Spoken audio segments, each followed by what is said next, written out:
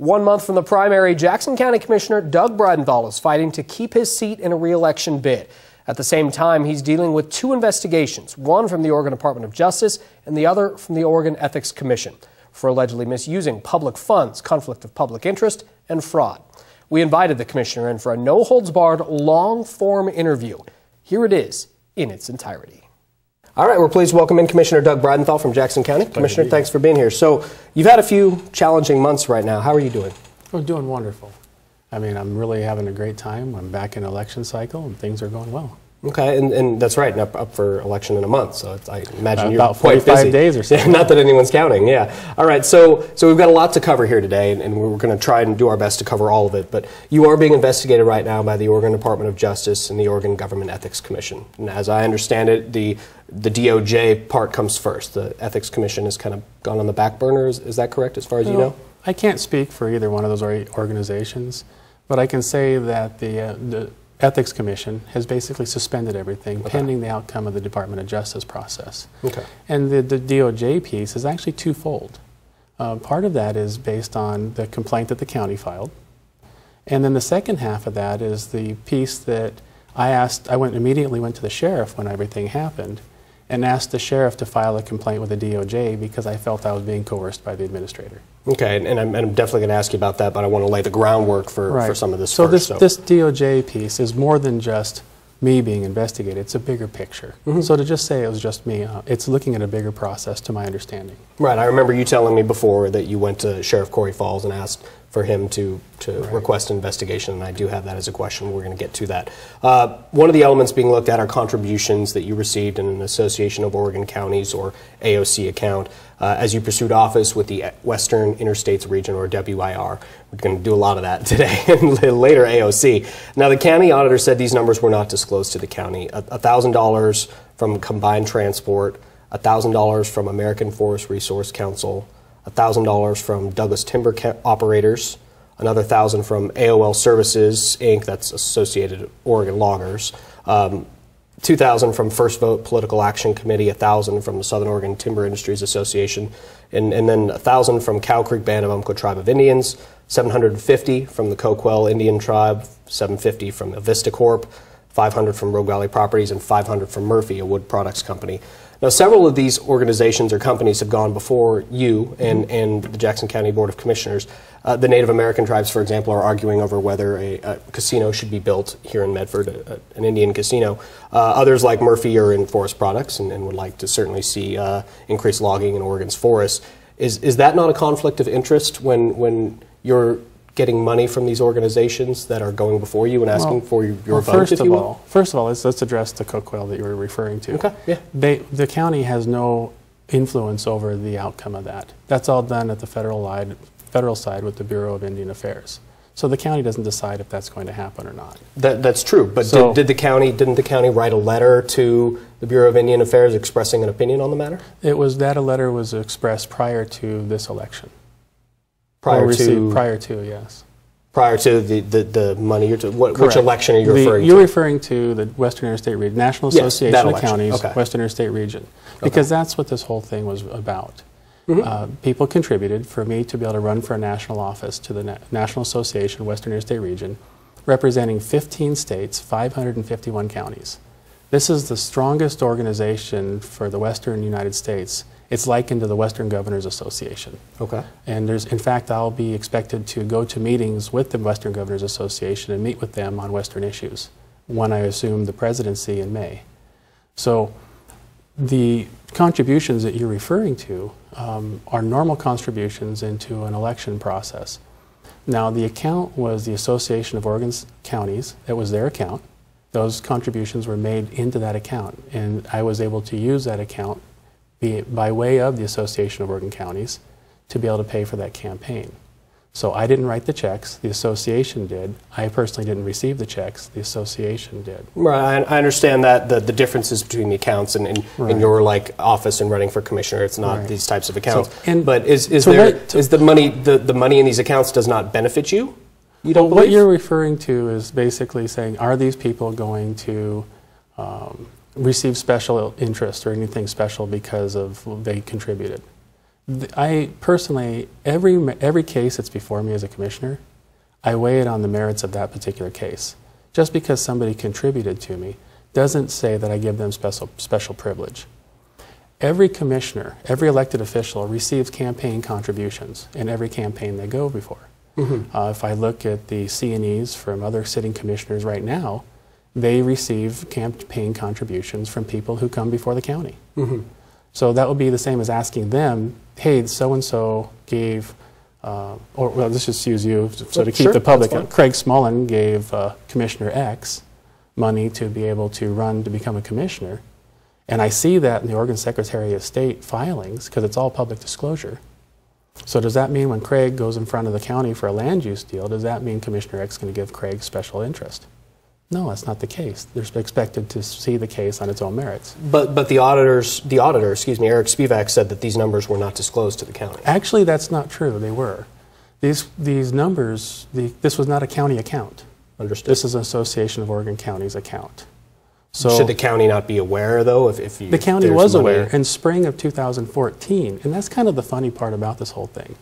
The spring of 2014, I went to the county, and we had talked about this account. I asked for permission to run for office, and I disclosed that the account was set up, and the conversations were at that point had on what the money was going to be spent on and who was contributing. I had also spoke. Who advised you? Yeah, when you. I had also spoke with the county administrator on this subject, Danny Jordan. Danny Jordan, prior to that, because he said basically we need to go and just get permission to run for this office. So everybody knew in the spring of 2014, including county council.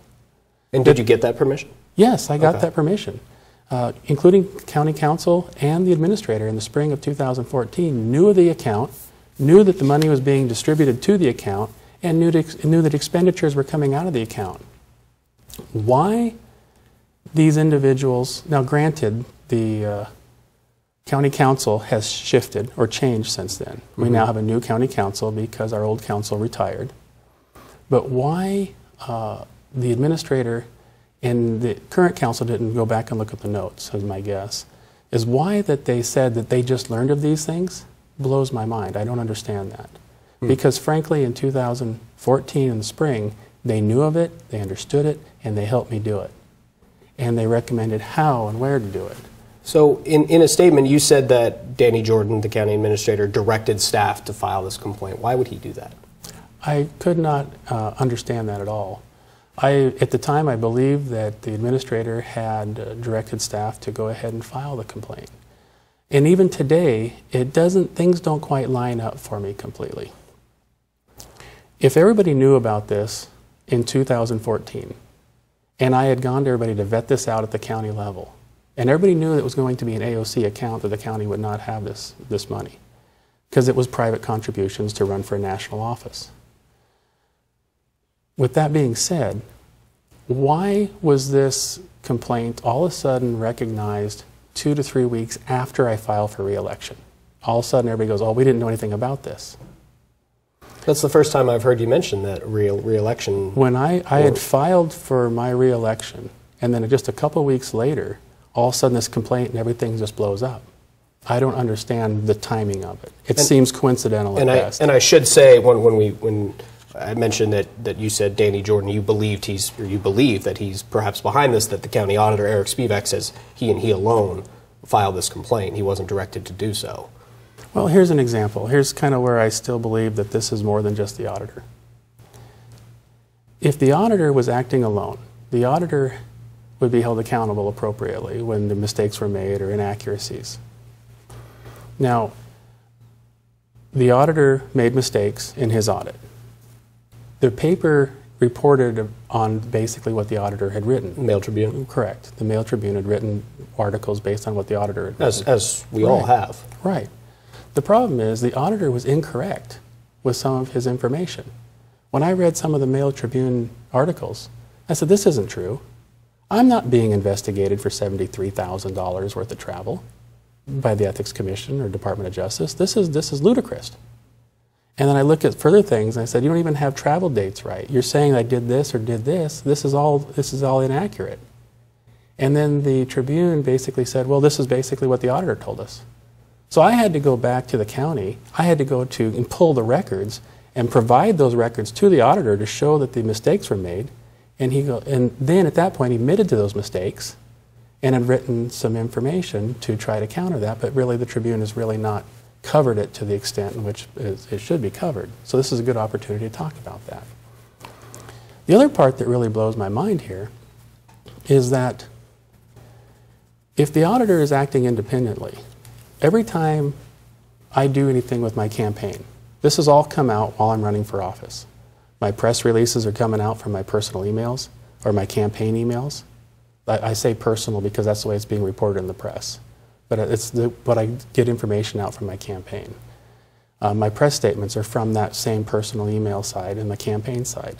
For some reason, the auditor has felt compelled to write press statements from his office to counter my press statements or comment on my press statements coming out of my campaign. And to me, that's just not, you don't do that. Because there's certainly a lot of back and forth over, over corrections, if you will, on both sides. Exactly. Because you corrected, you felt you were correcting the auditor felt he needed to correct you, and it goes on and on. But I want to get back to the campaign. But here, it's exactly what I'm talking about. It's the campaign that's doing this.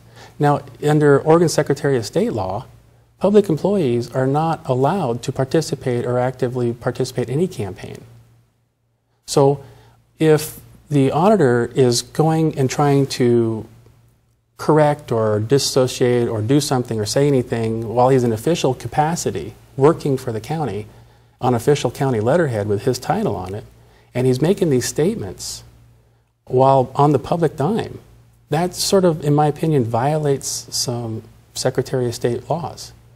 And if the administrator, which he knows of these things, because I've seen counsel admonish the county on general blanket statements on why you can't do this or how you can't do this and cite the laws, why isn't the administrator doing anything about it? Well, there's no one here who can speak to that, so we'll leave that where it is. Well, that's what I'm trying to say. This is all campaign information coming out. This is what's transpiring. So people need to know there's more to it than meets the eye. And we'll talk more about your campaign for office, and as you said, 40-something days. But I understand as part of the running for the WIR and I guess eventually the AOC, you were given a debit card for the account by the AOC. Is that correct? Well, we had to pay for the expenses, correct. Okay, what type of expenses would those be? Well, what happened here, we had a national campaign. The campaign was actually focused on the voting delegates for the Western Interstate region. We had one individual from 15 states that was able to vote. So in Alaska, that's where the election was held. And we brought staff who's staff? Well, staff was Gil Riddell from the Association of Oregon Counties, and it was decided by the collective campaign management team that my wife should go as the other staff member. Okay. So as your staff, not AOC staff. Correct. Okay. As the staff for the campaign, because the campaign itself paid for that, the transportation for everybody. And when you say the campaign itself, we're referring to the funds we were talking about earlier, roughly $11,000. Right. About $12,000, give or take. So that is the part that is being looked at here. It's just that campaign contributions and expenditures. Mm-hmm. We held receptions in Alaska. We took some people to dinner. We did some things that we trying to secure the votes, that type of stuff. Yeah, at a hospitality room. I don't have this in front of me, but there's bartender fee, crab cakes. I mean, it sounded pretty nice. Yeah, if you know, it wasn't too bad, but it wasn't extravagant like everybody said it was. If you ever been to Alaska and had to pay for food, things are very high priced. Mm. And were you ever reimbursed for by the AOC and also by the county for some of these expenses? No, those are all campaign expenses. There's no crossover. There's no crossover. Okay, and what about per diem and all that? Because we haven't gotten into it, but there was no crossover. So okay, so yeah, the Alaska trip, as we just talked about, kind of we'll leave that where it is. But you've traveled a lot as a commissioner and representing Jackson County with AOC, WIR, and in many different capacities. And you know, I'm not disputing whether or not you were working or anything like that. I can't speak to that. But you were never, you know, I guess paid back by both organizations, if you will. No. No. No, the county covered the per diem while I was there on county time because I was representing county and doing that work. But anything else was on my own personal time. I paid for it out of my pocket. Hmm. So. And what about I believe it was January, where you filed an amended expense report but $1,700 give or take. What happened there? That's because when we did the expenses, I was told or advised that I didn't have to report those things because the Association of Oregon Counties had a letter saying that you didn't have to do this type of stuff. So the AOC told you didn't have to report. Yeah, and because everything that has been done under this campaign is a standard of practice for elected officials across the state. So that's why I'm sort of looking forward to this process coming and getting through this deal, because there are about a dozen elected officials right now that I can think of on the top of my head, that I'll leave nameless at the moment, that have run for national offices or regional offices using this exact same technique. The Ethics Commission, when I met with them, they recognized that case, and they said that this is going to be a test case for the state of Oregon, because this is a standard of practice. So nothing, if this was done under Oregon campaign finance law, everything that was done would be completely legal and normal, because it's done on a standard every day. But normal campaign Oregon finance law on ORS 260 does not have provisions to be able to run national campaigns or how do I say it, professional organization campaigns, because it's only for a state office. You have to run for commissioner, you have to run for governor, you have to run for city council. Is that why? That's why it can't be put into that system. So you're saying, and correct me if I'm wrong, so you're saying because of that you're able to take money from organizations like the Cow Creek or the Coquell or Murphy or so on, like the list we did, that you're able to take money from those organizations? Well, they're still put into a campaign account, and then you have to look at a whole different set of different laws, and that's the Oregon ethics laws. And we took a look at those and basically said, okay, because we're running for a professional organization. Right. It's not a public office. It's not a public office. It's a professional organization of public officials. Because you're running for that, there's some exclusions under the ethics law that says you're allowed to take those donations. They're not considered under the same laws that anybody would ever, you could take the other money. So it basically excludes that, and that's how you run those campaigns. And I believe, what we've heard in various reports is that for a lot of these offices that you're referring to, AOC, WIR, a lot of people are making phone calls, and you're campaigning heavily with the hospitality suite and all these sort of things. Why, I guess, would be the beginning of my questions there. Well, you have to look back. A lot of the people that have held these national offices are well known. They've been in office for 15 years. Here we have a commissioner from Jackson County, Oregon, in his first term. In his first term, he's able to do some really great work. He walks the halls in DCs. He's able to put white papers together that has an effect on federal legislation. If we look at some of the work with Greg Walden's office on 1526 and 2647, some of those concepts that were written into there came out of white papers that came out of my office, and the work with Congressman who was able to put in those categorical exclusions. Hey, these are the things that we need for our public lands. Currently, I'm working with Cantwell's office and Murkowski's office on the Senate side. Just met with them in D.C. just a few weeks ago, and it was basically assured to me that those community wildfire protection plans that we're working on at the county, that trying to put the county to have a little more leverage on our public lands. On the management piece, they've assured me that those concepts are in their piece coming out of, and they'll be going in front of committee. And the conversations that we had of about, it costs $60,000 to $70,000 for these counties to be able to do that, and how can counties afford it when they can't even keep law enforcement on the street? Yeah. And they basically have said, we're going to put $40 million aside to be able to, over a 4-year period, to be able to give out to the counties at about $60,000 to $70,000 per county to be able to fund those plans, because we understand that the public lands piece is so important and has such an integral piece of the funding of the local government on the western United States. And has that been approved? Because as we talked about, as you're discussing, you've done a lot of work outside of Jackson County for Jackson County, but for the people who are at home watching this right now, they see that other commissioners are even talking about how you've missed some meetings. Well, let's talk about that meetings, please, because frankly, when I'm in D.C. and I'm going and I'm working on getting our public lands back to the people, what happens is I miss a meeting on a Tuesday or Thursday when the county is talking about an aggregate piece.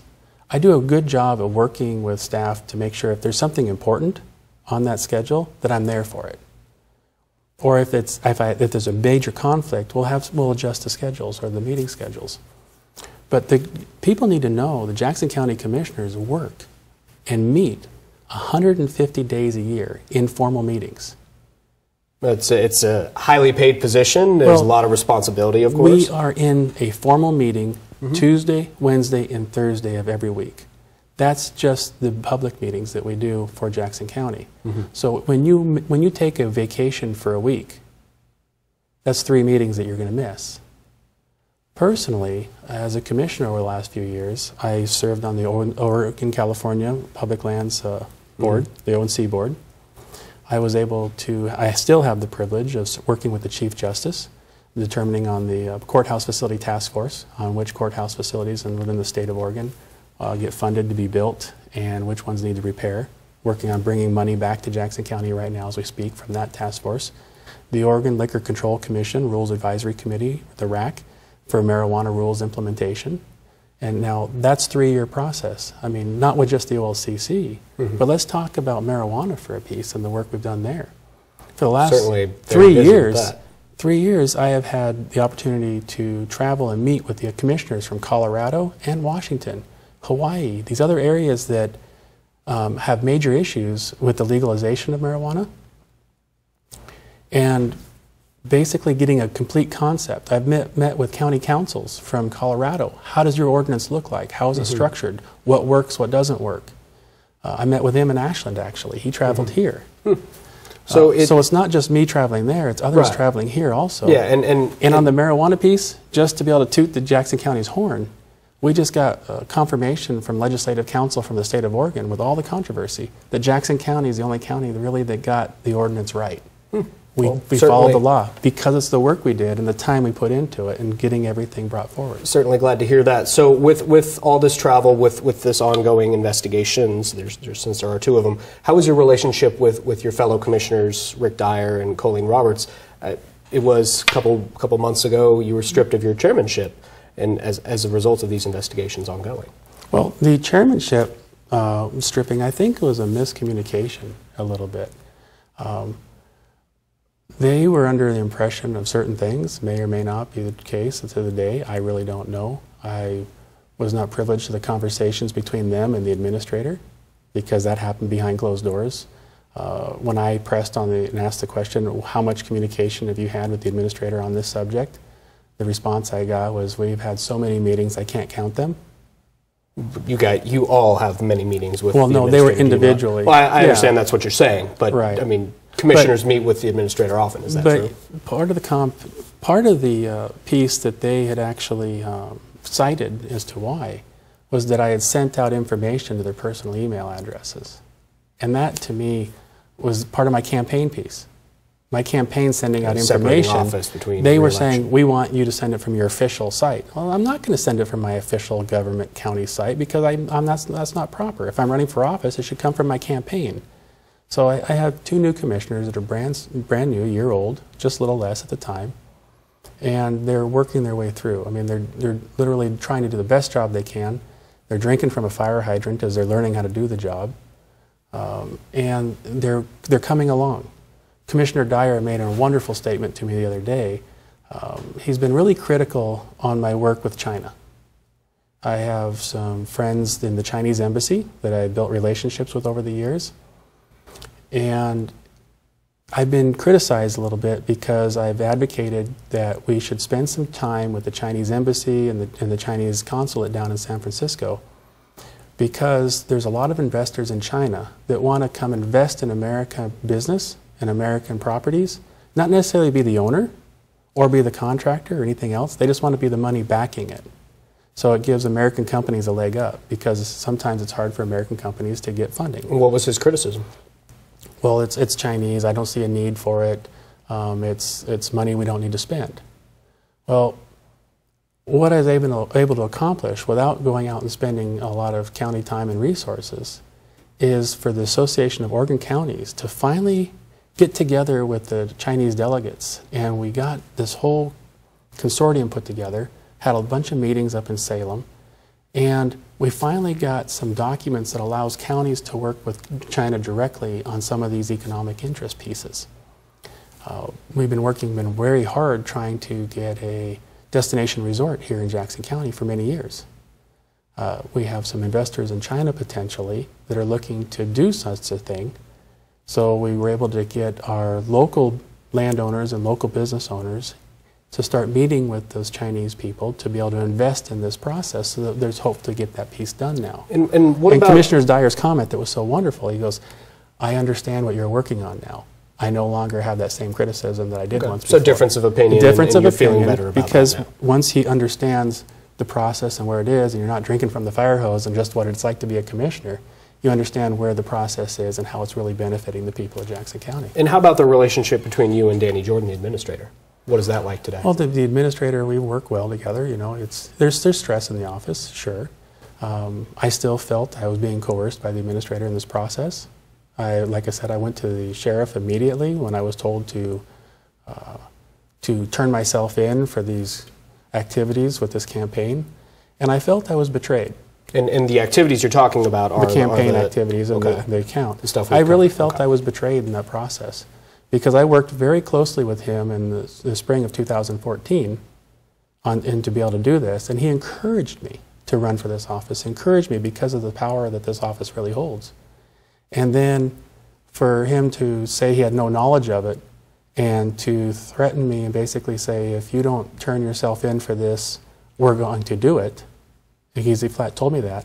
And that was a day prior to the county even having my account ledger from the Association of Oregon Counties. So that happened on a Monday when he told me to turn myself in. I immediately called the Ethics Commission, and I called the sheriff and said, hey, what's going on here? I'm trying to work with Deborah Tuss at the Ethics Commission, who I talked to that day. And what's this? What's this? And, well, Doug, we can't really go retro, but I can try to help you figure this out.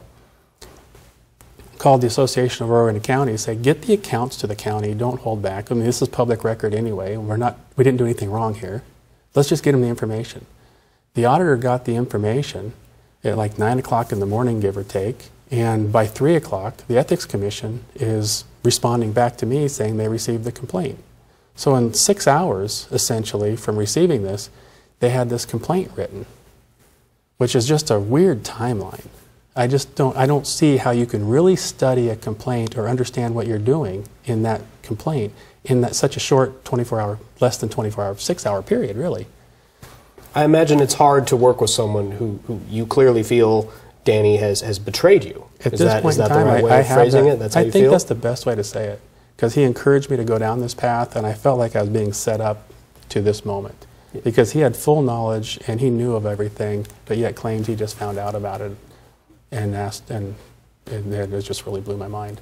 So how do you two work together today, tomorrow, and as you're running for re-election? I mean, you two have, I mean, there's only 3 commissioners. The administrator is obviously working with you guys quite a bit. How do you guys do this? How do you get the job done? You know, we do the job. It's a professional environment. I still respect Danny for his abilities, but what it's done is it's allowed me to say, okay, I'm not going to take things for face value anymore. I'm going to take a deeper, harder look at this. Why are we doing what we're doing? Why are we setting the structure up the way it is? Are we moving down a path that's really sustainable for Jackson County? So it's actually allowed me to be a little more critical in my work and not so just trusting, and it's been because of the learning curve. And aren't you saying what Danny's job is, that to make sure everything is above reproach? I would say Danny's job is to do what the commissioners delegate their authority from themselves to Danny to do. So currently under our charter here in Jackson County, the commissioners are responsible for all the administrative work, all the legislative work, and the quasi-judicial work over the land. And we use staff to be able to get that taken care of. Over the time, the commissioners have given away most of their authority or delegated that authority to the administrator. And I've been a little bit critical that I think that the commissioners have given too much of that authority to the administrator. Our structure of our government needs to be looked at a little bit. The fact that we have just one employee by the commissioners is a very unique structure as I study governments across the western United States and with the state of Oregon. So being in the positions that I've been in, it's allowed me to look at government structures from various areas. Right now, Jackson County basically has the administrator, and then the council and the auditor and everybody else works for the administrator. I've always been a little critical and said the council, the audit, and the administrator should all work for the commissioners. And that allows the independent process to actually happen. And it kind of alludes to what I was referring to earlier, saying, okay, if the auditor is acting independently here, and the auditor is, from my opinion, getting involved with campaign issues, and the administrator fails to take appropriate actions toward the auditor, is the administrator still directing the auditor by encouraging certain activities by not reprimanding them? What, if anything, would you do? That's what I'm trying to say. Yeah. I would change things, and I've been advocating for this from the day when I hit office. When I hit office immediately, I thought that county council should be on the structure and parallel with the administrator. Because technically, the way it works right now, it's hard for me to even go to council. And this was a fight for the first couple of years. I had to go get permission from the administrator to go get council to give me an opinion on something. So here I am, an elected official, new to office, trying to understand how things work, trying to take all of my campaign concepts and all the things that we worked on during that time period to be able to bring them to fruition, just like I had promised. Mm-hmm. And then that's the bureaucracy piece that came into effect as I kept hitting these walls. Well, you have to go ask Danny because I really can't do anything until you ask for permission from the administrator. So it's like, okay, wait a minute. Let's take and put council up there so they work directly for the Board of Commissioners, and then have council and the administrator up there so the council doesn't report to anybody except for the elected board. That way they can really be who they need to be and really represent everybody without any type of worry about their boss saying something about their activities except the board. Enacting this kind of change that you're talking about is obviously a very large-scale operation, if you will. Right. So, you know, irrespective of that, and is there anything you would have done differently through this whole process and everything that we've covered, you know, going back a couple of years now as this whole investigation unfolds? You know, I think if I'd done anything different, and if I'd done something wrong, I want to know it. Because the last thing I want to do is do something wrong. I have a career with the fire department, with the state. You know, I have served the citizens of Jackson County for 25 years. And I have held myself in a very, very above piece trying to do it right. Now, would I do something different? I don't know that I would, because I went and I asked for permission. I told everybody what I was doing, set the public account up in the right appropriate location. I would probably have taken a moment with the Association of Oregon Counties and said, okay, you told me you have a letter that says this is the way it's, from the Ethics Commission, saying this is the way it's supposed to be done. What I would have done at that point in time, I said, show me the letter. Because from what I have found out, that letter didn't exist. And it was based on a conversation that they had on the previous campaign. And so I was kind of duped in a way, I believe, by the Association of Oregon Counties in this particular case, because the information really wasn't there that they said was there. So I probably would have done more due diligence to make sure that I wasn't being set up, so to speak. So how does this end? Oh, I think it's going to be just fine. I think we're going to move forward with this. As we look at this next year, it's going to be interesting. In May, I assume the presidency of the National Association of Counties. And that is a position that is going to have a very big influence for the citizens of Jackson County. That influence will extend for 24 months, give or take, into my next term. So when I'm re-elected in January, that influence will be able to carry forward.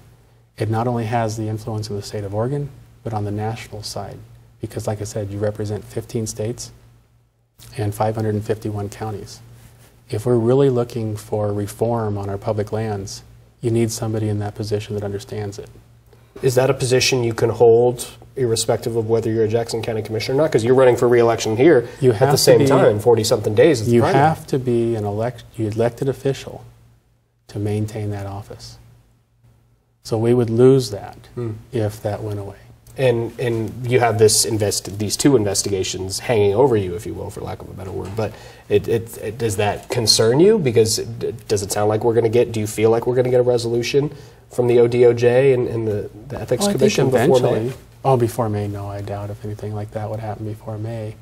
A friend of mine, Curry County Commissioner David Smith, I was on the phone with him 2 days ago. He was. One of the other commissioners made an allegation that he was tampering with public documents. DOJ came in and seized the computers. They made this whole thing. The press made this huge big deal about it. And then it turned out the DOJ said, no, he wasn't tampering with anything. Everything was done above board. Everything's fine. But it took 2 years to get to that point. So I don't expect anything to happen quickly on this.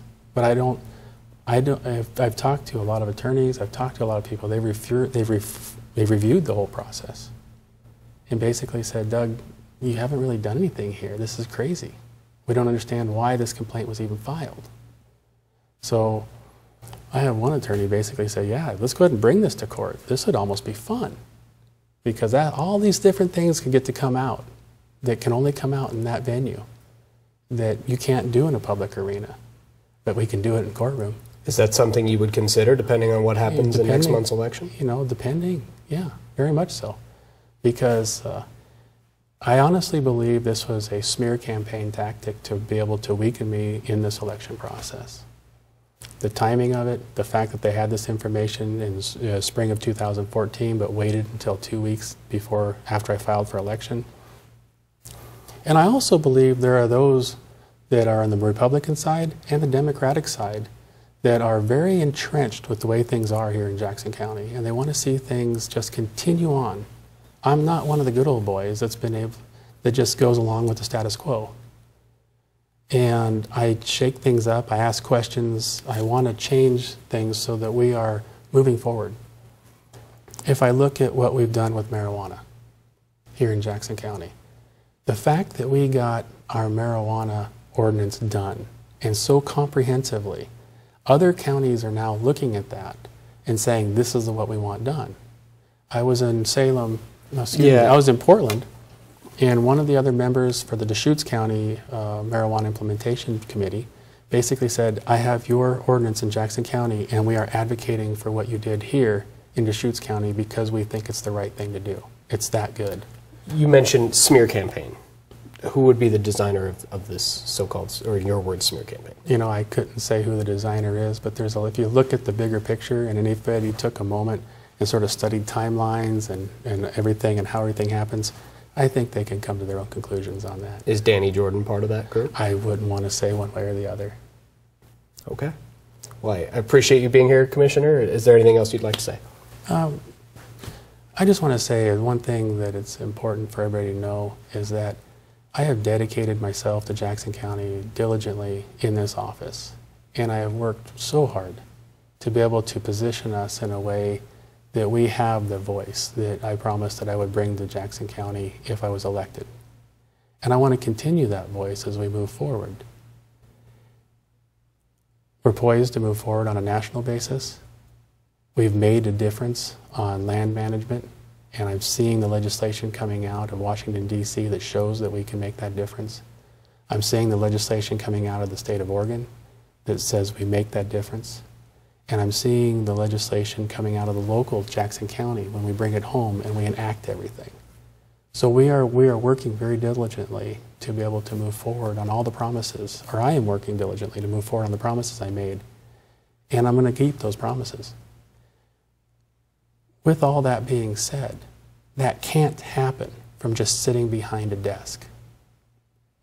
If you expect a commissioner in Jackson County to sit behind a desk and not do anything but compete with the administrator on how we're going to run the county, because that's what you delegate him to do his job or her to do their job, you're going to have conflict and you're going to have problems. A commissioner is expected to go out there and do the job to represent the citizens of Jackson County. And that means that it's at the national level, that means at the state level, not just the local level. It takes time for that commissioner to travel. It takes a dedication for the community to be able to pay for that. and to be able to expect results coming out of it. I've been able to do all that my first term. If we look at where we were 3 years ago or 4 years ago when I first ran for office, we were looking at a budget deficit. We were looking at $6–7 million of a deficit spending.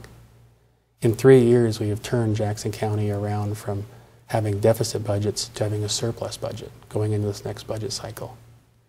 We have looked at our libraries, and we have made final solutions for our libraries so that we don't have to worry about the doors closing anymore. It was a lot of work that we did locally. We look at our OSU program. A lot of people don't realize the Oregon State University Extension Service, the university was ready to pull out of Jackson County because of funding issues. The work I did with the OSU and that whole district saved the experiment station so that it didn't go away. That is a permanent fixture in Jackson County from now on. The agricultural piece, the 4-H, and the Master Gardeners went along with that, and it was like a bonus piece that we were able to get done. So to say that we don't work, that I haven't worked locally, I've worked very hard locally to solve a lot of our problems. And I'm working on a national and statewide to solve those problems because we have to, they all affect us. And there's some few things in the future as we move forward, as we look at our community justice and our justice system.